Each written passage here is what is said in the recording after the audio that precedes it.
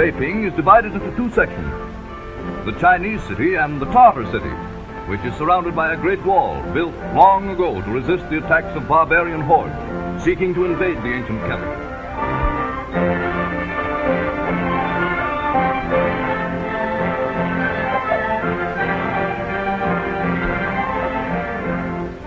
Within the Tartar city, and also surrounded by walls, is the Forbidden City, once the royal residence of the Manchu dynasty.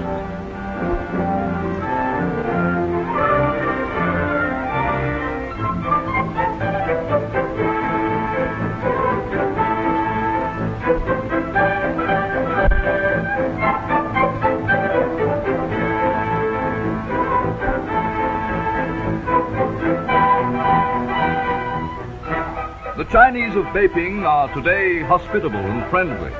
Their ancient animosity to Westerners has disappeared.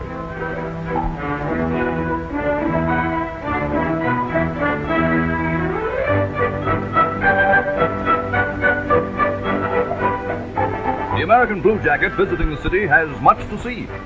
Shops are filled with jade and other precious stones.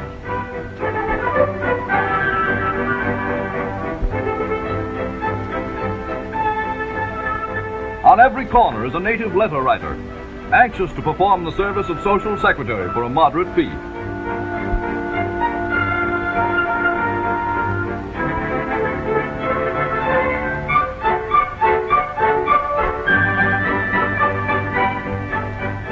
And on the outskirts of the city we find the gambling house, where China's great game of fan-tan is played for high stakes.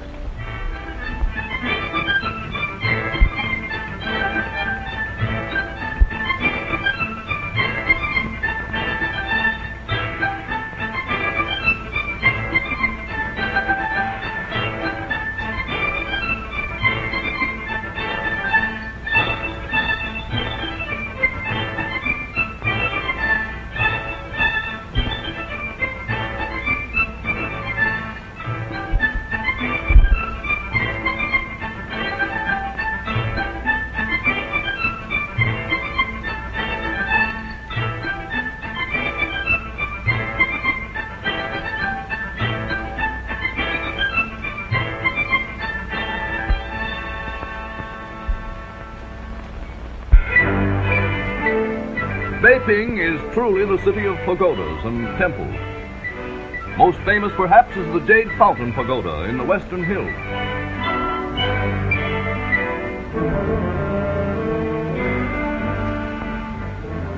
The Temple of Heaven, another magnificent edifice where, with much pomp and ceremony, the emperors went to worship.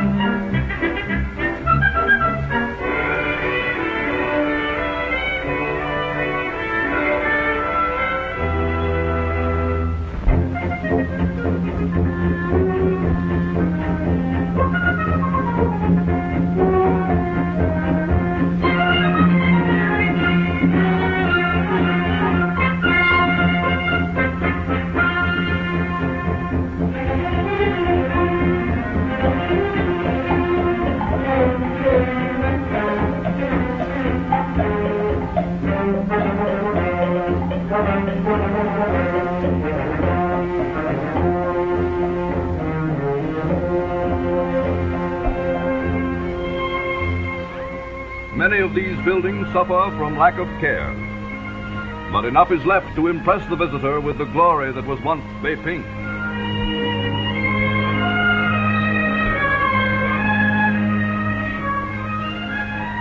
Some distance outside the city walls are the Ming tombs, the burial place of the old royal families, approached through an avenue lined with images of mandarins, camels, lions, horses, and elephants.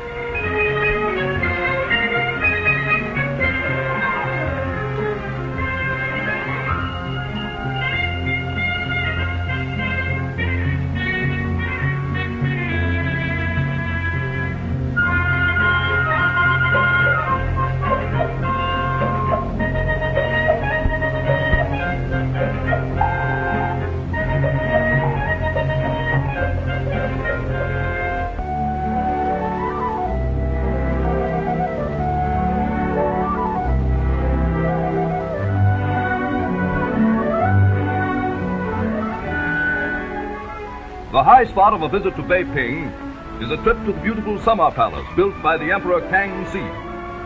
In the extensive palace grounds, the emperor commanded that a lake, large enough to be called an ocean, be constructed for him.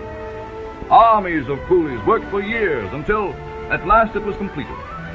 He then commanded that a marble ship be built. And though they tried their oriental best, not all the experts in China could make it float.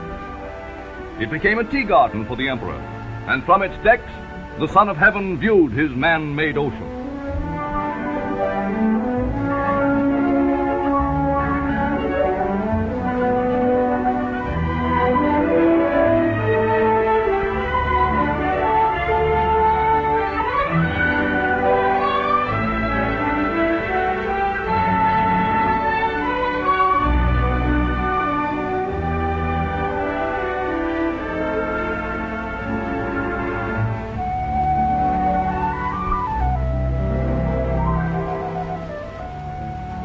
The ancient Manchus are gone, and the summer palace, once sacred to all save those of royal blood, is open to the public.